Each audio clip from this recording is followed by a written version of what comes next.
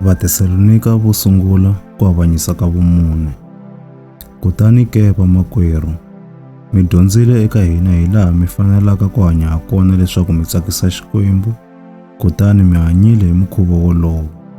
Hikokwalaho ha mi kombela hi matimba ni ku mi khongotela hi vito ra Hosi Yesu leswaku mi ya mi kula mi ri karhi mi hanyisa sweswo, hikuva mi tiva leswi hi nga mi lerisa swona hi matimba ya Hosi Yesu.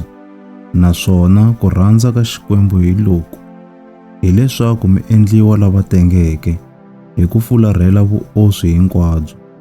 Un'wana ni un'wana wa n'wina a tive ku hlayisa miri wa yena hi ndlela leyo tenga ni leyo lulama, ku nga ri hi ku navela loku hisaka, ku fana ni vamatiko lava nga tiviki Xikwembu.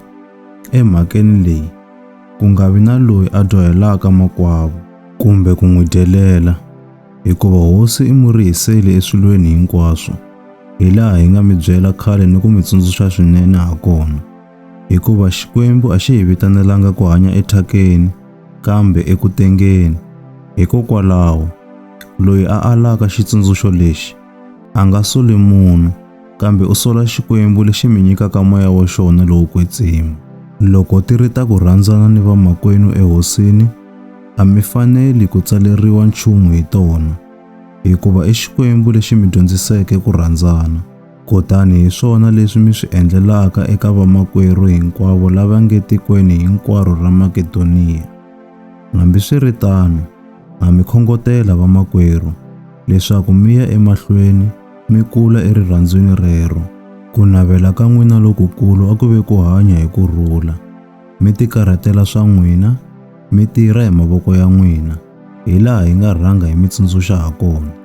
Hi mukhuva lowu, mi ta kombiwa xichavo hi va le handle, mi nga ha tikiseli munhu ni un'we. Vamakwerhu, ndzi lava leswaku mi tiva ntiyiso hi tlhelo ra lava ti etleleleke.